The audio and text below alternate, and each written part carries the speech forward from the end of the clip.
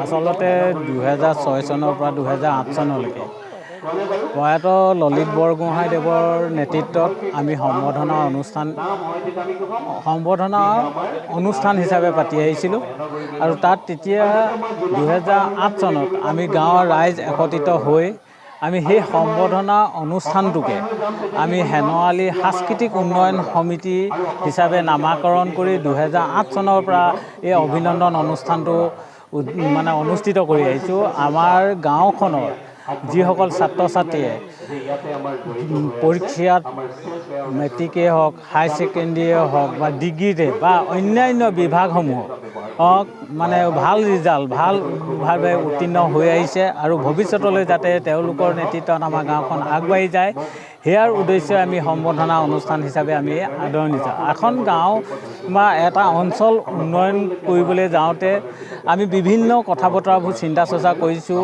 এই প্ৰধানতঃ আমি ছাত্ৰ ছাত্ৰীসকলক শিক্ষিত কৰাৰ লগতে আৰু সামাজিক যি দায়বদ্ধ তেওঁলোকৰ ওপৰত আহি পৰিছে, এই কথাখিনিও গুৰুত্ব সহকাৰে লৈ আমি আজি 19টা বছৰে এই সম্বৰ্ধনা অনুষ্ঠানটো প্ৰতি বছৰে আমি উদযাপন কৰি আহিছোঁ। আপোনালোক সকলোৱে যে আজি এই শুভক্ষণত আহিলে আমাৰ বাৰ্তাটো ৰাইজৰ মাজলৈ প্ৰেৰণ কৰিবলৈ, তাৰ কাৰণে আপোনালোক সকলোকে ধন্যবাদ জ্ঞাপন কৰিছোঁ।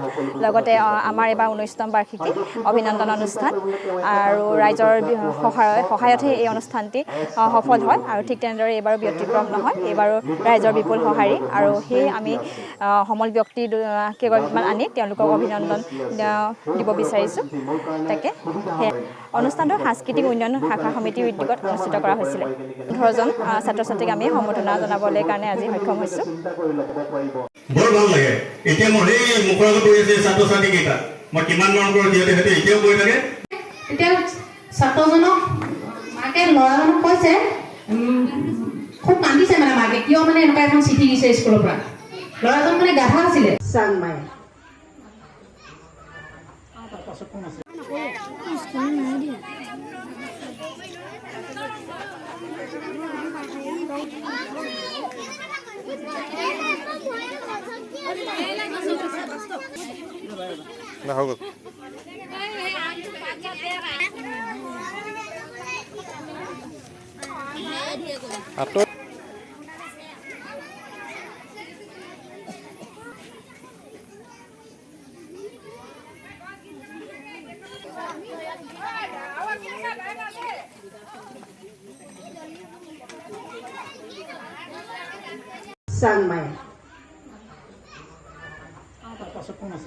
এতিয়া ছাত্ৰজনক মাকে ল'ৰাজনক কৈছে, খুব কান্দিছে মাকে, কিয় এনেকুৱা এখন চিঠি দিছে স্কুলৰ পৰা।